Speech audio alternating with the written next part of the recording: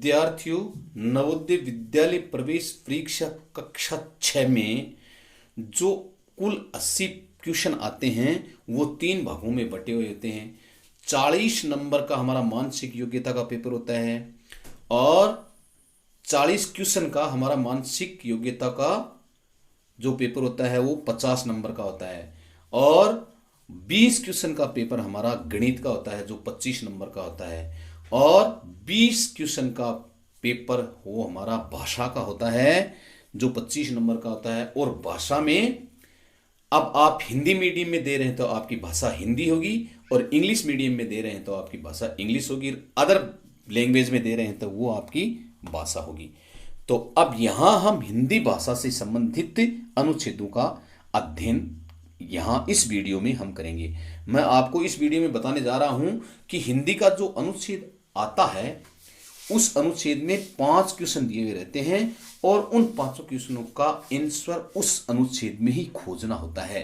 जैसे मान लो कोई समानार्थी शब्द है या विलोम शब्द है या कोई मुहावरा है, वो एक अलग बात है और बाकी जो क्वेश्चन होते हैं वो उससे संबंधित उस अनुच्छेद में ही उनका आंसर होता है। उनको हम कैसे खोजते हैं वो इस बारे में मैं आपको अच्छी तरह से पहले ये बताने की कोशिश करूंगा कि पैसेज को कैसे पढ़ते हैं, फिर पैसेज को कैसे समझते हैं और फिर पैसेज में से आंसरों को कैसे ढूंढते हैं, ये मैं आपको बताने जा रहा हूं। आप समझने की कोशिश करना, इस तरह से आप अत्यधिक अंक मतलब परीक्षा में ला सकते हैं, पूरी परसेंट सही कर सकते हैं। तो इसमें पहले सबसे पहले आपको निर्देश पढ़ लेना चाहिए। इस खंड में 4 अनुच्छेद हैं, यानी 4 अनुच्छेद दिए हुए होंगे और एक अनुच्छेद में 5% दिए हुए होंगे। टोटल कितने प्रश्न हो गए? 5 चौका 20। अब हर एक अनुच्छेद में 5 क्वेश्चन होंगे और उस अनुच्छेद को पढ़कर उन 5 का उत्तर आपको उस अनुच्छेद में ढूंढकर देना है। प्रत्येक अनुच्छेद को सावधानी से पढ़िए और उनके नीचे दिए गए प्रश्न के उत्तर दीजिए। प्रत्येक प्रश्न के 4 संभावित उत्तर ए, बी, सी और डी दिए गए हैं। इनमें से कोई एक उत्तर ही सही है। ए, बी, सी, डी चारों में से एक उत्तर ही सही है और सही उत्तर चुनकर संलग्न OMR जो सीट अलग से दी हुई है उस उत्तर पुस्तिका में गोला काला करना है। संबंधित प्रश्न के सामने वाला जो 4 गोले बने हुए हैं उसमें जो सही वाला ऑप्शन है उसका गोला काला आपको करना है। तो अब आप जो अनुच्छेद है उसको सबसे पहले अच्छी तरह से पहले पढ़िए। हेमा एक नाम है, अपने बिस्तर पर लेटी अपने कमरे की छत पर लगे तारों को एकटक देख रही थी। वह खिन्न थी क्योंकि कोई भी कपड़ा उस पर फिट नहीं लग रहा था। उसने उन्हें एक एक कर दोबारा पहना किंतु वे या तो बहुत तंग थे या बहुत छोटे। एक अलमारी कपड़ों से भरी हुई थी किंतु वह उनमें से एक भी नहीं पहन सकती। तब उसे एक विचार आया, उसकी आंखों में चमक आ गई और वह मां के कमरे की ओर भागी। उसने कहा, मां मुझे नए कपड़े चाहिए किंतु तभी जब मैं अपने सारे पुराने कपड़े दान कर दूं। अब अधिक कपड़े संग्रह करने की आवश्यकता नहीं। उसकी मां मुस्कुराई और उसे गले से लगा लिया। उसकी लड़की दयालु थी। इस तरह से पहले आपको एक बार इस तरह से पढ़ लेना चाहिए और फिर इस पैसेज को अच्छी तरह से समझना चाहिए। अब देखिए, हेमा नाम की एक लड़की है, वो अपने बिस्तर पर लेटी हुई थी कमरे में और अपने कमरे की छत पर कुछ तारे लगे हुए थे, उनको एक टक माना लगातार उसी ओर देखना, लगातार टक टक ही लगाकर देखना, एक टक देखना होता है। वह खिन्न थी। खिन्न का मतलब होता है प्रसन्न न होना, अप्रसन्न होना, क्योंकि कोई भी कपड़ा उस पर फिट नहीं लग रहा था। कोई कपड़ा जो पहन रही थी वो उस पर फिट नहीं लग रहा था।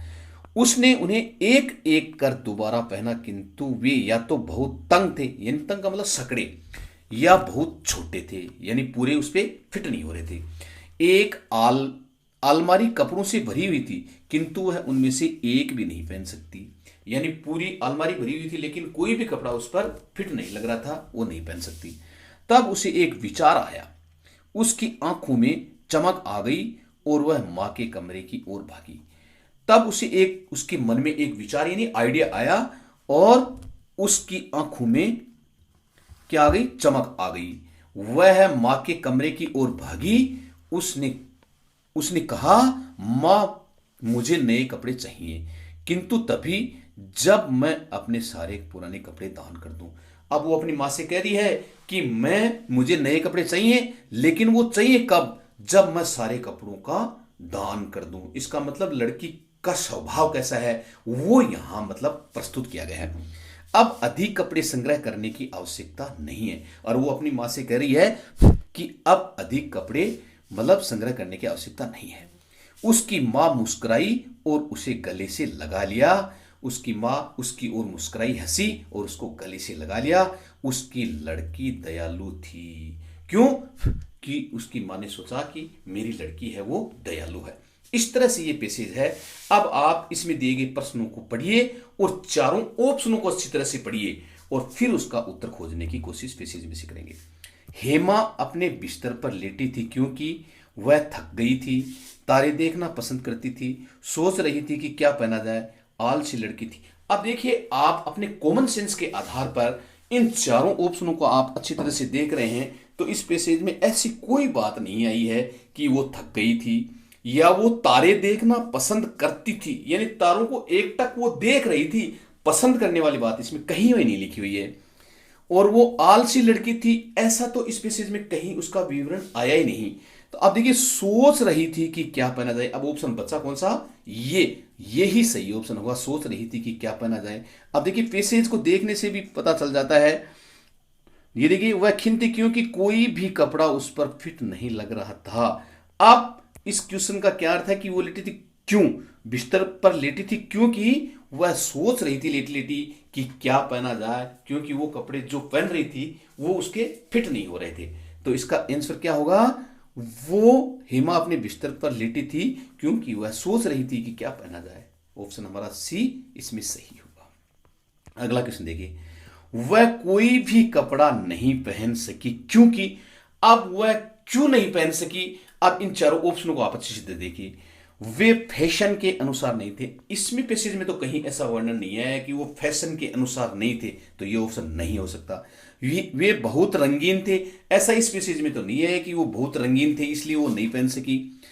उसे पता नहीं था कि क्या पहनना है। अब उसे पता नहीं था, ऐसी कोई बात पैसेज में नहीं आई कि उसको पता नहीं था कि उसे क्या पहनना है। अब देखिए, डी में है कपड़े उसे फिट नहीं बैठे। ये बात पैसेज में अच्छी तरह से लिखी हुई है कि कपड़े उसे फिट नहीं बैठे। ये देखिए, आप पैसेज में पढ़ेंगे तो आपको अच्छी तरह से देखिए समझ में आ जाएगा। उसने एक एक कर दोबारा पहना किंतु वे या तो तंग थे या बहुत छोटे थे और कपड़ा उस पर फिट नहीं लग रहा था।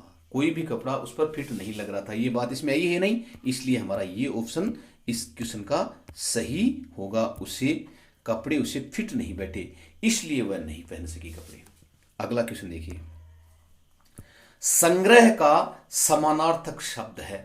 संग्रह मानी होता है इकट्ठा करना, एक जगह एकत्रित करना।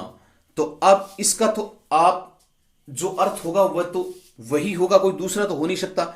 अब जैसे यहां दे रखे हैं इकट्ठा करना, बांटना, साझा करना, उपहार देना। तो संग्रह करने का मतलब बांटना, दूसरों को संग्रह करना कहां हुआ? साझा करना, साझा करने का मतलब तो वो एक दूसरे के साथ सम्मिलित करना। और उपहार देना तो किसी को मतलब भेंट देना है। ये तो अब इसका संग्रह करना नहीं हो सकता। तो संग्रह का समानार्थी शब्द होगा इकट्ठा करना। संग्रह का समानार्थी शब्द क्या होगा? इकट्ठा करना। समान, तो इसका ऑप्शन सही होगा ए। इस तरह से हम इस प्रश्न का उत्तर देते हैं। अब देखिए, यहां क्वेश्चन आया है, हेमा है, लालची है, दानी है, स्वार्थी है, कंजूस है। अब इसमें चार यहां उसके मतलब ये दे रखे हैं कि वो किस प्रकृति की लड़की है। तो इस पैसेज में तो उसके दान से संबंधित हमें उसकी प्रकृति यहां पैसेज में दर्शाई गई है कि उस लड़की ने कहा कि मुझे नए कपड़े चाहिए और वो भी कब चाहिए? जब मैं पूरे कपड़ों का दान कर दूं। इसका मतलब लड़की क्या है? दानी है। न तो लालची है, न स्वार्थी, न कंजूस है। क्या है? दानी। तो हेमा है दानी। आ गए समझ में? इस तरह से पैसेज में जो दिया हुआ है वही हमें करना पड़ता है। तो यहां लड़की के बारे में, दान के बारे में बताया गया तो वो दानी है। अब है दान करना का विपरीतार्थक शब्द है। ये क्वेश्चन मैं आपके लिए छोड़ रहा हूं कि आपको विलोम शब्द कितने क्या आते हैं। अब यहां दान करना का विपरीतार्थक का मतलब होता है विलोम शब्द। अब उसका दान करने का सौंपना होगा या लेना होगा या बांटना होगा या खर्च करना होगा, इसमें से दान करने का विलोम शब्द क्या होगा? इसका उत्तर आप कमेंट बॉक्स में अवश्य लिखेंगे कि दान करने वाले जो इसका विपरीतार्थक शब्द पूछा गया है वो कौन सा उसका ऑप्शन होगा। आप कमेंट बॉक्स में अवश्य लिखेंगे ताकि आपका पता चले कि आपका नॉलेज कहां तक बढ़ गया है। अतः मैं ये देखता हूं कि आप कमेंट बॉक्स में लिखते हैं या नहीं, या आपका नॉलेज कितना बढ़ा है या नहीं। तो मैं उम्मीद करता हूं कि आज जो ये अनुच्छेद दिया गया था इससे संबंधित जो प्रश्न थे वो आपको अच्छी तरह से समझ में आ गए होंगे। इसी तरह से आगे और पेशेज हम हल करते रहेंगे और आपको बताते रहेंगे। बहुत बहुत धन्यवाद।